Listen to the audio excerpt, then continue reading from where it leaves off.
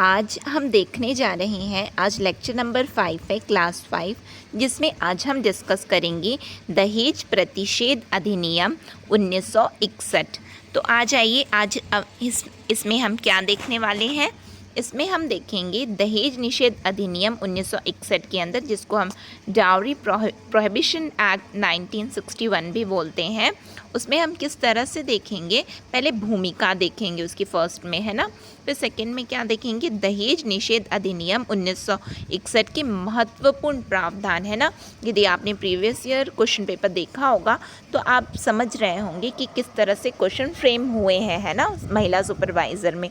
तो उसके लिए एक इम्पॉर्टेंट टॉपिक हो जाता है ना। तो सबसे पहले भूमिका है। तो भूमिका में हमको, यानी कि इंट्रोडक्शन है इसका, तो हम इसमें किस तरह से देखेंगे, तो दहेज प्रथा का कानून देखेंगे, सजा, जुर्माना, इस तरह से देखने वाले हैं, ठीक है। सबसे पहले ये क्या है, दहेज निषेध अधिनियम 1961 के अनुसार दहेज लेने देने या इसके लेने देने में सहयोग करने पर 5 वर्ष की कैद और 15,000 रुपये के जुर्माने का प्रावधान है। अब इसमें आपको, जैसा कि सभी को पता है कि दहेज लेना देना ये तो कानूनी अपराध है, लेकिन आखिर कौन से नियम है ना, यदि कोई ये करता है तो कौन से कानून के दायरों के अंदर में आता है, ये हमको स्टडी करना है इसमें, है ना। तो सबसे पहले फर्स्ट थिंग जो आपको याद करनी है एग्जाम पर्सपेक्टिव से, वो ये है कि लेने देने में, दहेज लेने देने में सहयोग करना या लेना देना, है ना, दोनों ही रहेगा। तो उसमें फर्स्ट थिंग क्या है, 5 वर्ष की कैद है। कितना है, 5 वर्ष की कैद, और साथ में जुर्माना कितना है, 15,000। तो कैसे याद करोगे, 5, 15, ठीक है। फिर उसके बाद उत्पीड़न करने पर भारतीय दंड संहिता, दहेज के लिए उत्पीड़न करने पर भारतीय दंड संहिता की अब धाराएं कौन सी है, जैसे कि मैंने बताया धारा, जैसे कि भूमिका में देखो हम लोगों को क्या देखना है, दहेज प्रथा कानून, सजा, जुर्माना। तो कानून क्या है ना, तो धारा, और we can say article number, है ना, आर्टिकल नंबर 498A।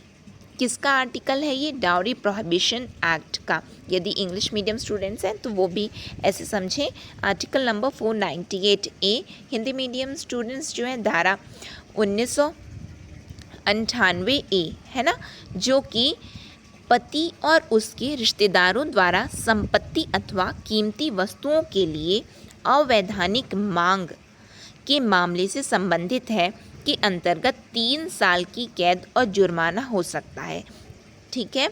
यानी कि 498A क्या बोलता है कि यदि मांग करते हैं, ठीक है, यदि दहेज की मांग कर रहे हैं ससुराल पक्ष के लोग, तो 3 साल की कैद होगी और जुर्माना होगा, ठीक है।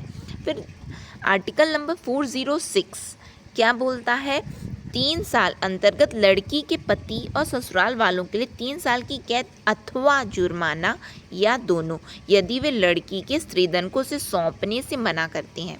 देखो क्या है, आगे मैं बताऊंगी किस तरह से होता है, लेकिन आप ये जान लो कि ये डाउरी प्रोहिबिशन एक्ट क्या बोलता है कि यदि दहेज लिया गया है, बाय द वे, है ना, दहेज तो लेना देना वैसे तो जुर्म है, यदि लिया गया है तो 3 महीने के अंदर वो दहेज को जो है लड़की के खाते में जमा करवा देना है, ठीक है, स्त्रीधन जिसको हम बोलते हैं, लड़की के खाते में जमा करवा देना है। यदि जमा करवाने से मना कर रहे हैं तो ये जो आर्टिकल नंबर 406 है वो इसी से रिलेटेड है ना। देखो क्या लिखा है, स्त्रीधन को उसे सौंपने से मना करते हैं। तो सौंपने से कब मना करेंगे, जब इसमें कोई प्रावधान होगा कि सौंपना है।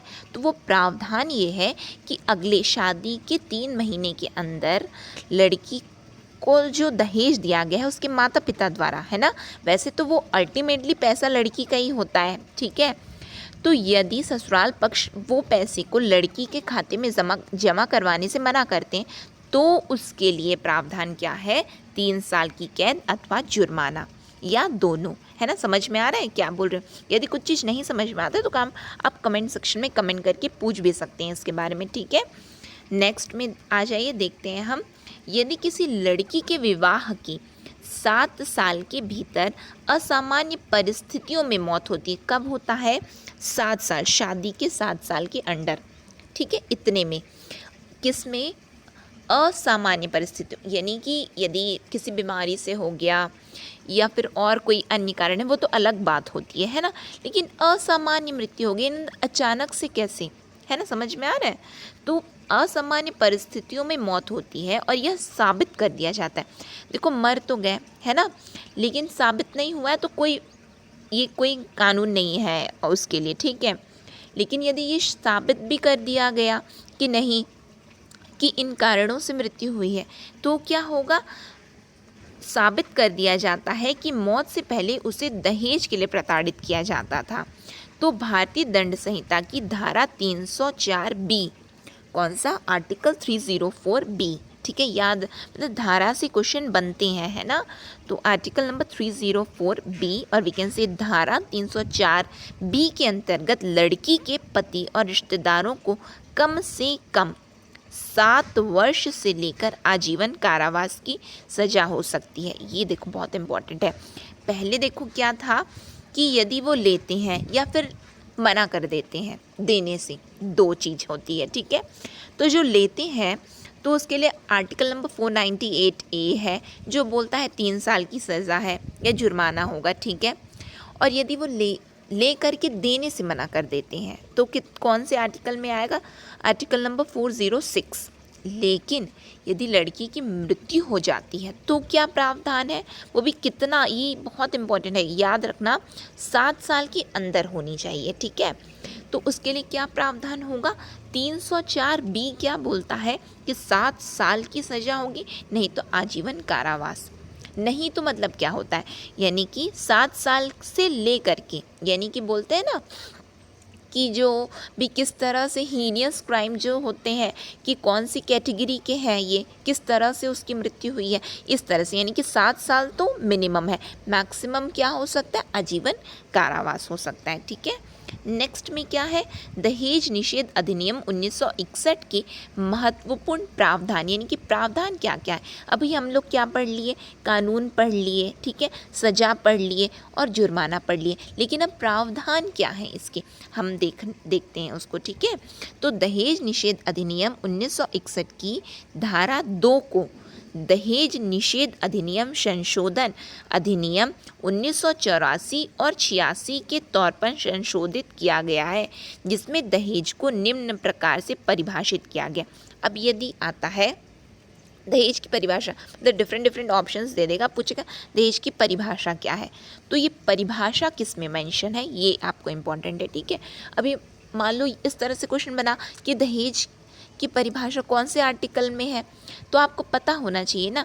तो जो ये आर्टिकल है ये डाउरी प्रोहिबिशन एक्ट 1961 में जो इसकी धारा 2 है, यानी कि आर्टिकल नंबर 2 है, उसको क्या किया गया है? अमेंड किया गया है। कब? 1984 और 86 में। अमेंड मतलब क्या होता है? संशोधन करना, है ना। तो जब संशोधित किया गया इसको, कब? 1984 और 86 में, तब इसको परिभाषित किया गया है। तो क्या परिभाषा दी गई है? तो दहेज का अर्थ है प्रत्यक्ष या परोक्ष तौर पर दी गई कोई संपत्ति या मूल्यवान प्रतिभूति, सुरक्षा या उसे देने की सहमति। इसका मतलब क्या होता है? दहेज का मतलब पहले आप समझिए, लोकल लैंग्वेज में और बोलचाल की भाषा में पहले आप समझिए, ठीक है। क्या है कि प्रत्यक्ष या परोक्ष, इसका मतलब सामने दिख रहा है या फिर नहीं भी दिखा, समझ में आ रहा है? दिख भी रहा है और या फिर क्या है, अंदर ही अंदर ले लिया गया, इस तरह से होता है, ठीक है। दी गई कोई संपत्ति या मूल्यवान प्रतिभूति, सुरक्षा, यानी कि क्या है, या तो दे दिए सामने किसी के, है ना, आमने सामने बैठ कर के मतलब दे दिए, या फिर अंदर ही अंदर दे दिए, इस तरह से होता है। तो इसमें या फिर देने में सहमति दे रहे हैं, ठीक है, हम देंगे, ये भी इम्पोर्टेंट है, समझ में आ रहा है। या देखो लिखा है, या उसे देने की सहमति, ये भी बहुत इम्पोर्टेंट है, ठीक है। तो क्या है? विवाह की एक पक्ष के द्वारा विवाह के दूसरे पक्ष को, सहमति कौन देता है? एक पक्ष दूसरे पक्ष को। विवाह के किसी पक्ष के अभिभावकों द्वारा या विवाह के किसी पक्ष के किसी व्यक्ति के द्वारा किसी अन्य व्यक्ति को, किसी भी व्यक्ति के द्वारा किसी अन्य व्यक्ति को, ठीक है, शादी के वक्त या उससे पहले या उसके बाद कभी भी जो उपरोक्त पक्षों से संबंधित हो, जिसमें मेहर की रकम सम्मिलित नहीं की जाती, अगर व्यक्ति पर मुस्लिम पर्सनल लॉ शरीयत लागू होता हो। यानी कि मुस्लिम्स भी जो दहेज देते हैं तो उनके लिए तो जैसे कि आपको पता है कि हिंदू सिख के लिए क्या होता है, एक ही कानून होता है। ये लोग एक ही कैटेगरी में आते हैं, हिंदू सिख्स और ये जैनिज़्म, है ना, एक कैटेगरी में। इनमें सब में क्या लागू होता है, हिंदू मैरिज एक्ट लागू होता है, ठीक है। लेकिन जो मुस्लिम्स होते हैं उनमें उनके एक्ट्स लागू होते हैं, ठीक है। तो मुस्लिम पर्सनल लॉ बोर्ड में जो क्या होता है, शरीयत के अंतर्गत मेहर की रकम दी जाती है, ठीक है। तो मेहर की रकम यदि नहीं है तो उसको भी दहेज के रूप में क्या लिखा है, शादी के वक्त या उससे पहले या उसके बाद कभी भी जो कि उपरोक्त पक्षों से संबंधित हो, जिसमें मेहर की रकम सम्मिलित नहीं की जाती, यानी कि मेहर में जो दे रहे हैं उसको सम्मिलित नहीं करेंगे, उसके अलावा यदि कुछ दिए हैं तो वो दहेज की कैटेगरी में आता है। किसके लिए है ये केवल मुस्लिम्स के लिए है, ठीक है। फिर नेक्स्ट थिंग क्या है, इस प्रकार दहेज से संबंधित 3 स्थितियां हैं। तो क्या क्या वो स्थितियां हैं, विवाह से पूर्व, विवाह के अवसर पर या विवाह के बाद। कैसे पता चला ये देखिए इसमें क्लियरली मेंशन है ना। ये दहेज की परिभाषा है, याद क्या करना है आपको कि परिभाषा किस में है, तो डाउरी प्रोहिबिशन एक्ट के आर्टिकल नंबर 2 में है, जो कि 1984 में और 86 में, 1984 एंड 1986 में उसको अमेंड किया गया है, यानी कि 1984 और 86 में उसको संशोधित किया गया है। उसमें ये दहेज की परिभाषा दी गई है। तो दहेज की परिभाषा में क्या बताया गया है कि दहेज की 3 स्थितियां होती हैं। कौन कौन सी, दहेज से पूर्व, दहेज के अवसर पर या दहेज के बाद। तो दंडनीय है, क्या क्या दंडनीय, दहेज देना, दहेज लेना, दहेज लेने और देने के लिए उकसाना, वधू के माता पिता या अभिभावकों से सीधे या परोक्ष तौर पर दहेज की मांग। इस तरह से ये क्या है, 4 दंड हैं, मतलब कैटेगरीज हैं कि इसमें दंड की श्रेणी में आप आते हो, ठीक है। लेकिन दहेज कितने प्रकार के होते हैं, दहेज विवाह से पूर्व होता है या विवाह के अवसर पर होता है या विवाह के बाद होता है, ठीक है। फिर उसके बाद दहेज लेने और देने या दहेज लेने और देने के लिए उकसाने पर, ठीक, समझ में आ रहा है। दहेज तो या तो लेना और देना हो गया, फिर या फिर यदि कोई उकसा भी रहा है, या तो 6 महीने का अधिकतम कारावास है या 5,000 रुपये का जुर्माना अदा करना पड़ता है, लेना देना, ठीक है। और या फिर क्या है, उसको उकसाना, तो उसके लिए क्या प्रावधान है, ये किस में डेफिनेशन है, आपको समझ में आ रहा है कि दहेज प्रथा के आर्टिकल नंबर 2 में है ये सब, ठीक है। तो आर्टिकल नंबर 2 क्या बोलता है, यदि उकसा रहे हैं या ले दे रहे हैं तो 6 महीने का अधिकतम कारावास है। क्या है, 6 महीने का अधिकतम कारावास है या 5,000 रुपये तक का जुर्माना है।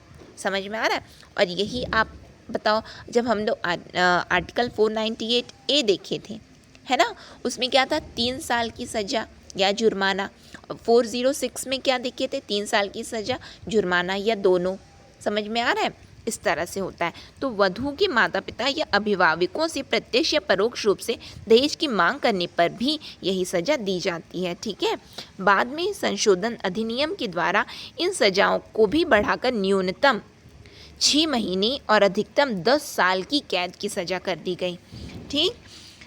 वहीं जुर्माने की रकम को बढ़ाकर 10,000 रुपये या ली गई, दी गई या मांगी गई दहेज की रकम दोनों में से जो भी अधिक हो वे के बराबर कर दिया गया। यानी कि समझो इस बात को, देखो आर्टिकल नंबर 2 है किसका, डाउरी प्रोहिबिशन एक्ट 1961 का, ठीक है। वो क्या बोलता है कि यदि ले रहे हैं या दे रहे हैं या उकसा रहे हैं तो उसको 6 महीने या अधिकतम 5,000 रुपये का जुर्माना लगेगा। फिर इसको और भी संशोधित किया गया है। जब इसको संशोधित किया गया तो क्या किया गया, कब किया गया, 1984-86 में, है ना। तो क्या किए हैं, ये 6 महीने को बढ़ा करके क्या कर दिए, 10 साल की सज़ा कर दी है, ठीक है। और जो 5,000 का जुर्माना था उसको 10,000 कर दिए। लेकिन 10,000 ये फिक्स नहीं है, ठीक है। उसमें क्या किए हैं कि जितना भी मांगे हैं या जितना भी दिए हैं उतना होना चाहिए, ठीक है। मान के चलो 50,000 मांगे, मान के चलो 50 लाख मांगे, तो उतना ही आपको जुर्माना देना है। देखो क्या लिखा है, दी गई या मांगी गई दहेज की रकम दोनों में से जो भी अधिक हो, दोनों में से जो भी अधिक मतलब 10,000 से अधिक जितनी है, यदि 10,000 है तो ठीक है 10,000 दे दो, यदि 10,000 से ज़्यादा है तो जो भी अधिक राशि है उसको जुर्माने के तौर पर आपको जमा करना है। समझ में आया? और यदि नहीं आया तो आप कमेंट सेक्शन में आप फ्री है पूछ सकते हैं आप, ठीक है। नेक्स्ट, दहेज के मुकदमे पर निर्णय लेने का क्षेत्राधिकार मेट्रोपॉलिटन मजिस्ट्रेट या प्रथम श्रेणी के मजिस्ट्रेट को है। यानी कि अब निर्णय कौन लेगा, ठीक है, ये सब तो हो रहा है, निर्णय कौन लेगा तो मजिस्ट्रेट लेता है, ठीक है।